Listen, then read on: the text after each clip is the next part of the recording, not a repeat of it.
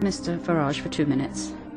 Mr. Barroso, every time I ask you what is your plan B, you say there's no need. And every time I predict that another country is on the verge of a bailout, you say no, there's no problem. And here we are on the verge of the second Greek bailout, and you say there is no alternative. We must continue down this route. We must ignore the fact that the Spanish bond markets are telling us that they are going to be next. What a fine mess you've got us into. You have a 100% record for being wrong with every single prediction about the euro, and when you say today that this package will put Greece on the road to growth, oh no it won't, it will put them on the road to the third bailout, which we'll be discussing in a few short months' time.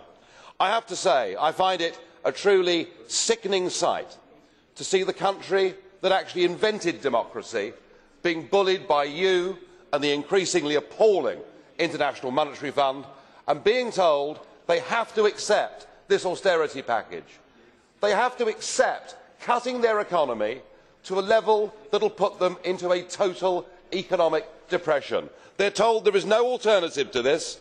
It's a form of sadomonetarism, and it's sending them crazy. They're on the streets and there's violence, and frankly, this can only get worse. You've stripped them, not just of money, you've stripped them of their democracy.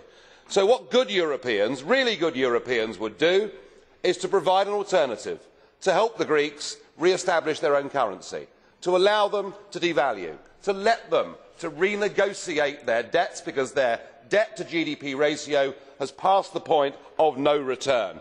And then and only then can real austerity packages work. Only then will the Greek people accept they've got to make these cuts. If we carry on down the current road, it is the path to social and economic disaster.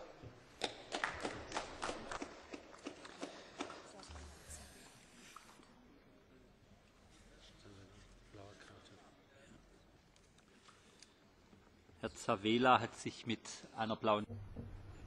There's a blue card, Ms. Savela. Will you accept a question, Mr. Farage?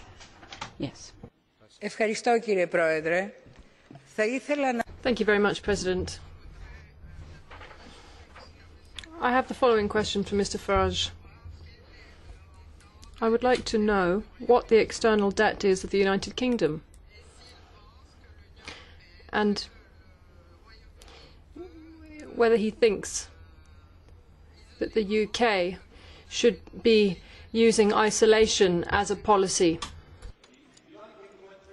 20 years ago, we were part of the exchange rate mechanism. We were trapped trying to peg ourselves against the Deutschmark with interest rates that were double what they should be. It cost 1 million British people unnecessarily their jobs. Mercifully, we crashed out of the exchange rate mechanism, interest rates came down, and we had a happy time during the 1990s. You cannot fuse together different economies with different rates of growth, with different patterns of trade across the world. We learnt our lesson. We didn't join the euro, thank God. You, I'm afraid, are currently trapped inside an economic prison.